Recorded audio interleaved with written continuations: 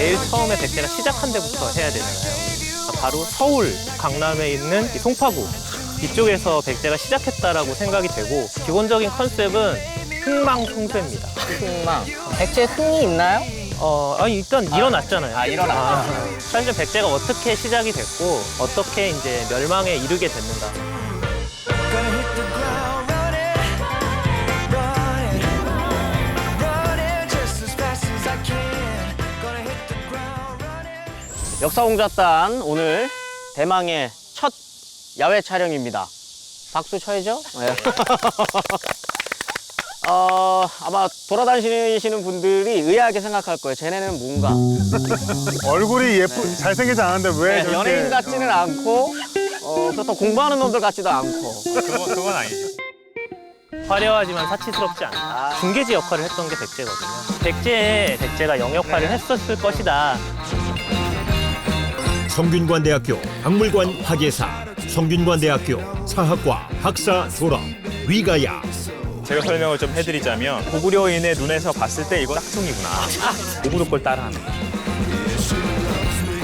서울대학교 국사학과 박사 졸업, 가톨릭대학교 국사학과 교수 기경량.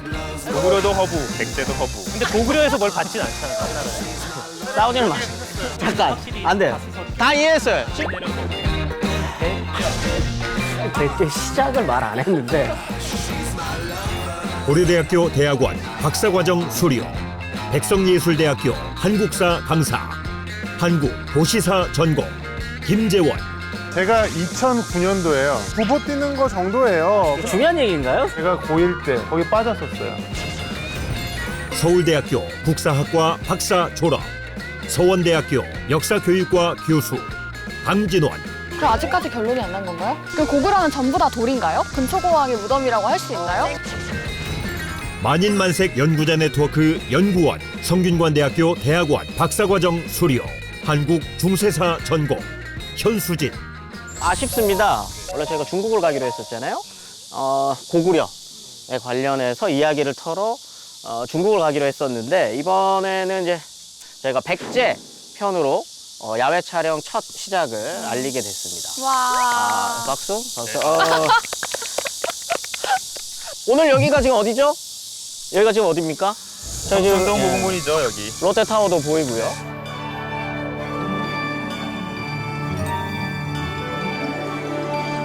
지금은 여기가 한 6개에서 7개 정도의 무덤만 있지만 실제로 일제시대 때 조사를 했을 때는 89개 89개. 무덤이 있었어요.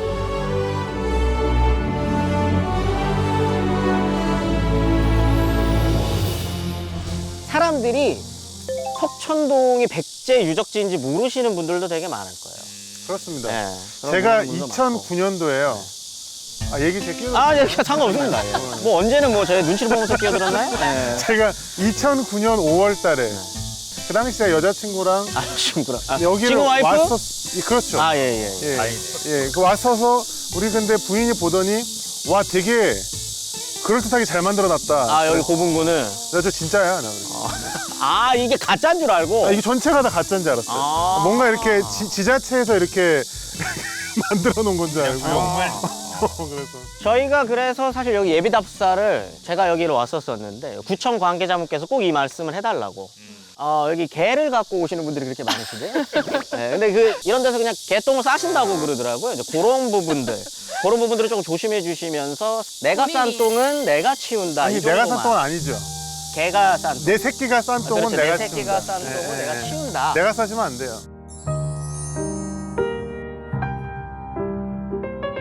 속천동 고분군 뭐 하는 데입니까? 일단 고구려랑 백제가 같은 뿌리에서 나왔다라고 하는 이야기를 백제왕이 직접 할 정도로 서로 밀접한 관계가 있었던 나라기 때문에 백제를 하는 건데 이 백제를 하려면 제일 처음에 백제가 시작한 데부터 해야 되잖아요. 그러다 보면은 어디서부터 해야 되느냐? 바로 서울, 그리고 서울 중에서도 강남에 있는 이 송파구 이쪽에서 백제가 시작했다라고 생각이 되고 그랬을 때 이 석천동이라고 하는 곳은 백제 왕들의 무덤이 있었던 곳, 특히 백제 초기 왕들의 무덤이 있었던 곳이기 때문에 제일 처음에 이곳을 오게 된 겁니다. 기본적인 컨셉은 흥망성쇠입니다. 흥망. 백제에 흥이 있나요? 아니 일단 일어났잖아요. 일어났죠. 그래서 사실은 백제가 어떻게 시작이 됐고 그러다가 이제 어떻게 좀 더 고대 국가로서 전성기를 누리다가 어떻게 이제 멸망에 이르게 됐는가.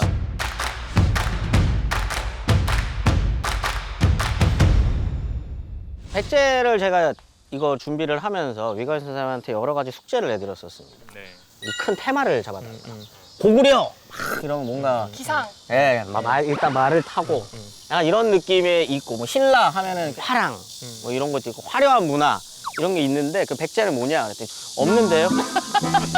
없다. 못 정하는 이유가 있다. 특징이 없다. 그래가지고 제가 물어봤더니 삼국사기에 있는 뭐 구절이 있다 그러지 않으셨습니까? 거미불로 화이불치라 그래가지고 네. 검소하지만 누추하지 않고 화려하지만 사치스럽지 않다. 아, 특징이 없다는 소리예요. 특징이 없다는 소리를 8글자로. 그 8글자와 함께 찝어주셨던 특징이 하나 있습니다. 외교? 외교의 허브? 약간 동아시아, 지금 떡떠르만, 두 분 다 떡떠르만. 백제 전공자들이 이 표정을 본다면 무슨, 어떤 반응을 그 정도는 보일지. 얘기할 수 있어요. 동아시아 외교랑 동아시아 문화의 허브 역할을 했었다. 왜냐면 중국의 문화가 이 한반도랑 나가서 일본 열도까지 전해지는데 가장 중요한 그 중개지 역할을 했던 게 백제거든요. 저는 저거 동의할 수 있어요. 아, 동의할 수 있습니까? 동의할 수 있는 얘기입니다. 네. 꼭 그 뒷짐 지시면서 단, 그렇게. 내가 허락했다라는 느낌 꼭 그렇게 그러니까 주셔야 단- 되는 건가요? 고구려도 허브, 백제도 허브. 근데 고구려에서 뭘 받진 않잖아, 딴 나라들이. 오늘부터 이야기할 걸 백제니까요. 고구려는 잠깐 짜져 있어야 되는 그런 시간을 가져보겠습니다. 여기에서 제일 먼저 봐야 되는 어떤 그 고분이 있다면 어떤 게 있을까요? 아무래도 여기서 가장 유명하고 제일 큰 제일 큰. 3호분으로 가시죠. 제가 이것도 연락을 드렸었는데 딴 데 볼 거 없다. 여기. 아. 다른 고분 볼 거 없다. 3호분만 보면 된다. 라고 했으니까 뭐 다 3호분. 비슷비슷하게 생겼고. 네, 비슷하게 생겼고 제일 큰 데로 가자. 네. 자, 가시죠. 우양우 외쳐와. 네.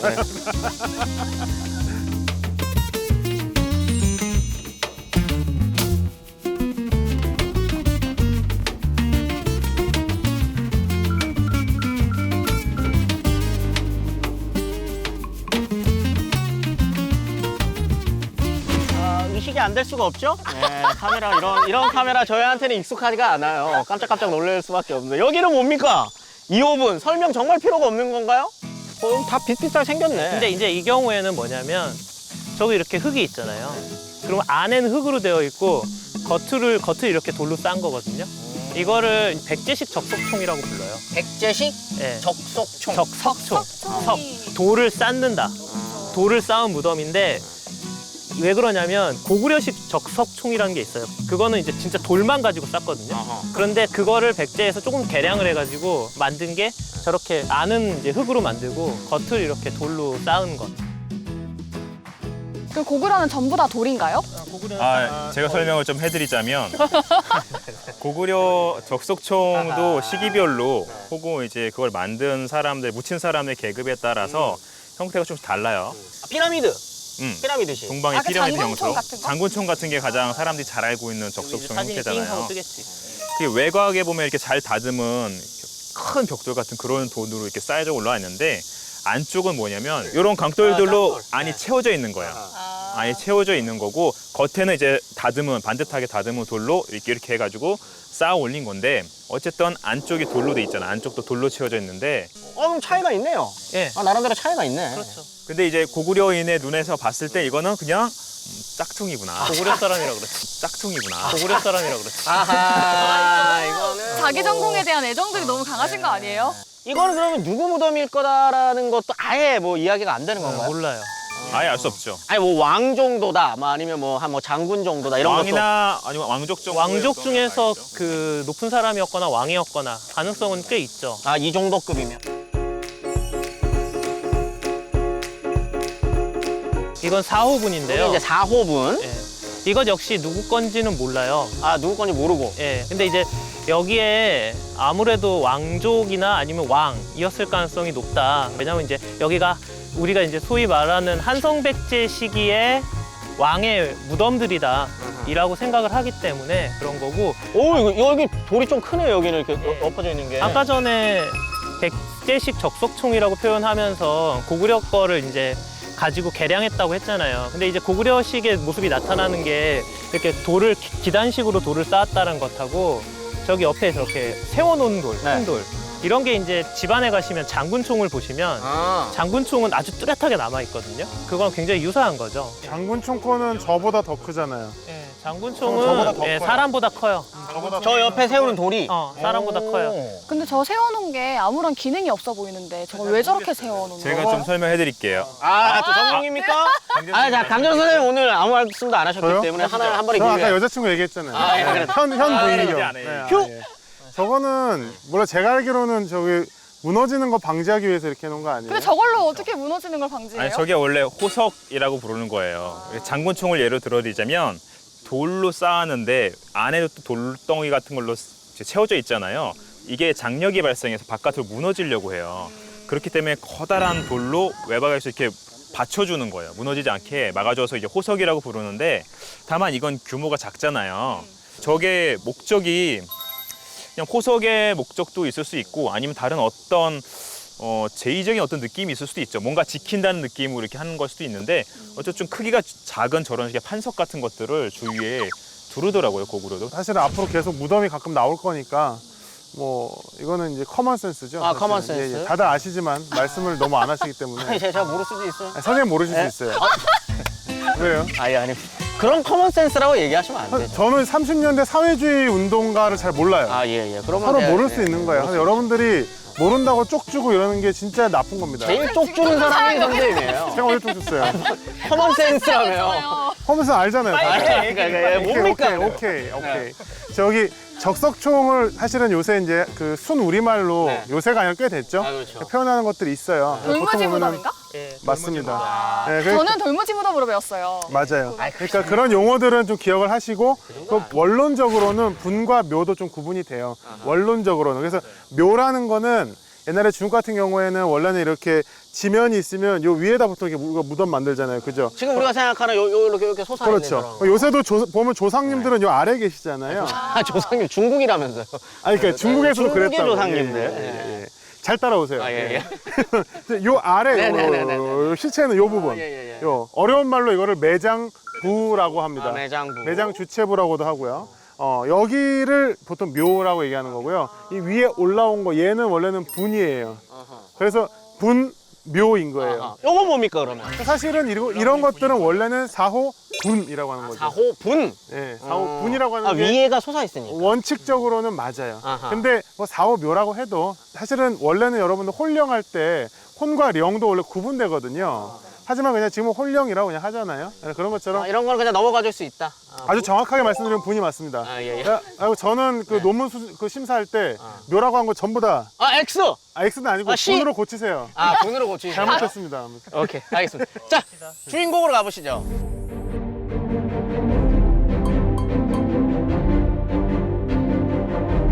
석천동 제3호분 동서 방향의 길이가 50.8m, 남북 방향의 길이가 48.4m로 추정되는 계단식 돌무지 무덤으로 1980년대 중반까지 여러 채의 민가가 무덤 위에 있었기 때문에 무덤의 높이를 정확히 알 수 없으나 최소 4.5m 이상으로 추정한다. 이게 바로 오늘의 주인공 아니겠습니까? 크네. 진짜 커요. 엄청 크네요. 자, 이 3호분이 제일 유명한 이유는 일단 기본적으로는 지금 당장 보시는 것처럼 제일 커서 그래요. 원래 진짜 큰 거 좋아하잖아요. 한국 사람들 첫 큰거 번째로는 장군총 이게 실제로 위에서 평면 규모로는 장군총보다 커요. 옆에 면적만 놓고 보면. 예. 장군총의 길이가 한 병의 길이가 약 30m 정도인 위에서 내려봤을 때 정방형의 무덤이거든요. 근데 이거는 약 50m잖아요. 그러니까 장군총보다 훨씬 큰 거죠. 근데 고구려의 무덤 같은 경우 보면은 장군총 이전에 만들어진 뭐 태왕릉이나 천추총 같은 게 보면은 뭐 60m 넘고 막 70m 넘고 한 변이 그런 무덤들이 있어요. 근데 그것과 비교하더라도 한 변에 50m는 굉장히 큰 편에 속하죠. 왕릉급 규모는 확실하죠. 이게 여러분들 아파트로 치면 지금 17층 정도 돼요. 50m 이렇게 세워놓으면은 17층 정도 되거든요. 정말요? 그럼요. 50m가 17층이에요? 아닐 것 같은데? 3으로 보통 가요. 3m. 그럼 맞네요. 그럼 한 17층 정도 하면. 17층이에요? 굉장히, 17층이 이렇게 낮아? 그러니까 이게 시각의 문제라고. 지금 여러분 저거 몇 미터나 돼요? 제일 엄청 높잖아요. 네, 엄청 높죠. 저거 550m. 저 우리가 400m 달리기 하는 길이밖에 안 됩니다. 아 사실 바닥에 내려놓으면 우리 저기 군대 훈련소 가서 구보 뛰는 거 정도예요. 근데 저거를 세워놓으니까 저런 거예요. 아 이것도 마찬가지다. 이것도 원래는 이제 아육대 50m 달리기 하는 거 아육대 정도. 정도. 아육대 아시나요? 알고 있습니다. 예. 근데 아무튼 그거입니다. 모양만으로 놓고 보면 땅 고분들이랑 약간 달라요. 예, 좀 다르죠. 여기 아까 위에 전에 돌이 있어요. 말씀드렸던 것처럼 위에 돌이 있는 이유는 뭐냐면 이 속도 돌이라는 거예요. 아. 아까 백제식 적석총이라고 하는 거는 속 부분은 흙으로 되어 있고 네. 겉을 이렇게 돌로 네. 돌렸다고 했잖아요. 근데 얘는 그래서 얘를 뭐라고 부르냐면 고구려식 적석총이라고 불러요. 아 고구려식. 예. 참 표현이 이상하다. 고구려식 백제 건데. 왜냐면 백제 건데 고구려 게 아니잖아. 그래서 아. 고구려 적석총이라고 못하고 고구려식 적석총이라고 부르고 그래서 시기가 좀 더 빠를 거라고 생각해요. 이거를 시기를 보통 4세기 후반으로 보거든요. 4세기 후반. 조금 늦네요. 그러면 고구려보다. 아, 4세기 후반으로 본다고요, 이거? 맞아요. 좀 봐요. 내가 옛날에 왔을 때 이거를 막 3세기 후반으로. 그럼 근초광릉이 될 수가 없잖아요. 그러니까 제가 옛날에 아쉬워요. 20년 전에 왔을 때만 해도 스포를 하시면 안 돼. 누구 건지 아직 밝히지 않았습니다. 기다려봐. 근데 네. 내가 20년 전에 왔을 때만 해도 이걸 3세기 후반 때 4세기 초반의 무덤으로 설명을 하는 거예요. 그런데 근초광 무덤이라는 거야. 말이 안 되잖아요. 그러니까 난 그때도 어. 이거 말이 안 되는데? 라고 생각했어요. 근데 이 연대에 대해서 근초광 무덤이 되려면 연대를 뒤로 미뤄야 되니까 그런 작업이 있었던 아니 걸까? 실제로 그런 것보다는 여기에서 우리가 보통 무덤을 보면 무덤의 양식을 가지고 시기를 추정하기도 하지만 가장 중요한 거는 무덤에서 뭐가 나왔느냐 그걸 가지고 그 시기를 추정을 하거든요. 뭐가 나왔습니까? 근데 문제는 자 아까 전에 강진원 선생님이 얘기했잖아요. 무덤에는 매장 주체부라는 게 있고 그 매장 주체부는 이렇게 아래에 있고 그 위에 이제 봉토가 덮인다고 하는데 매장 주체부는 반드시 아래에만 있지는 않아요. 맞아요. 위에 있을 수도 있다. 고구려의 적석총 맞아요. 같은 경우는 매장 주체부가 위에 있거든요. 맞습니다. 이 무덤도 매장 주체부가 위에 있었을 거라고 아하. 생각을 해요. 근데 문제는 이 무덤이 이제 한번 훼손된 상태로 발견이 됐어요. 실제로는 이 무덤 위에 집이 지어져 있었어요. 여기에. 예. 여기가 그냥 주거지였네요. 네, 여기가 이제 주거지 지역이었고 지금 저쪽을 보시면 알겠지만 지금 길이 지나가거든요. 저 8차선 대로입니다. 예, 예. 그래서 사실은 나중에 길을 공사하면서 여기를 이렇게 들어올 뻔했던 거를 아하. 이제 문화재 보호를 해야 된다 그래가지고 길을 지하로 뺀 거예요. 그래서 이 밑으로 가잖아요, 길이. 지금 여러분들은 잘 안 보이시겠지만 이 밑은 지하도입니다. 예, 차가 지금 길이에요. 다니고 있어요. 차가. 예. 자, 그런데 그렇게 발굴을 하는 과정에서 이미 많이 훼손이 됐기 때문에 매장 주체부가 없어졌어요. 그러니까 주로 어떻게 생각하냐면 저 3층쯤에 매장 주체부가 있었을 거라고 생각을 해요. 추정이 된다. 예.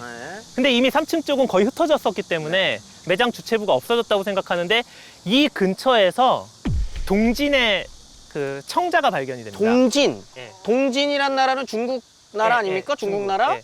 그랬을 때 그 시기를 무덤의 시기를 찾을 때 그 무덤에서 중국의 물건이 나왔을 때 굉장히 중요한 역할을 해요. 왜냐하면 중국의 물건들은 상대적으로 시기가 명확한 것들이 많거든요. 사용 시기가. 그랬을 때 그 동진 청자가 사용 시기가 4세기 후반 정도로 추정이 되는 거예요.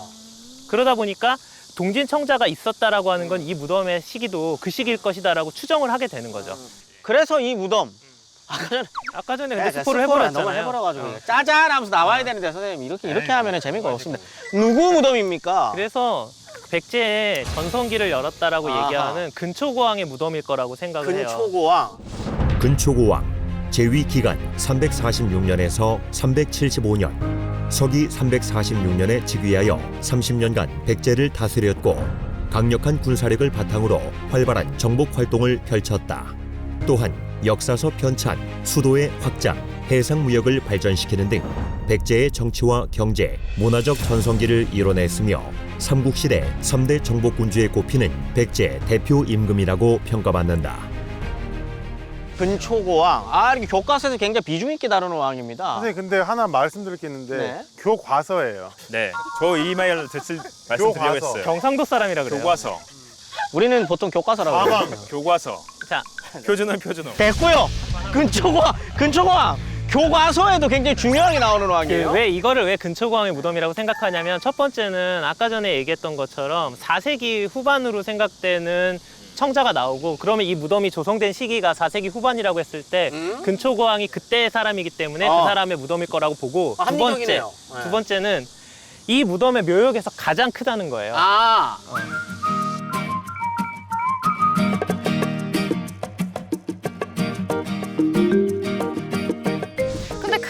것만으로 근초고왕의 무덤이라고 할 수 있나요? 생캐였으니까. 가장 강력한 왕권을 가졌을 거라고 생각을 하는 거죠. 이제 초기 고대국가 시절에는 무덤의 규모가 크면 왕권도 컸다고 생각하거든요.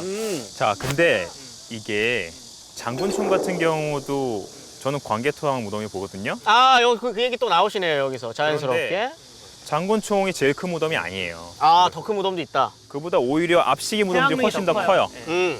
그러니까 이게 제일 크다. 사실 제가 봤을 때 이 무덤을 근초광 무덤으로 추정하는 가장 중요한 이유는 그냥 크다예요.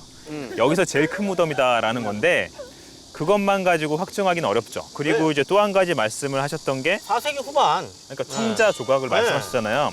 이것도 좀 조심히 봐야 되는데 이 유물이 어떤 방식으로 출토가 되느냐가 되게 중요해요. 왜냐하면 예를 들어서 되게 이른 시기에 유물이 나왔어요. 네. 그럼 그 시기에 무덤이 만들어졌느냐?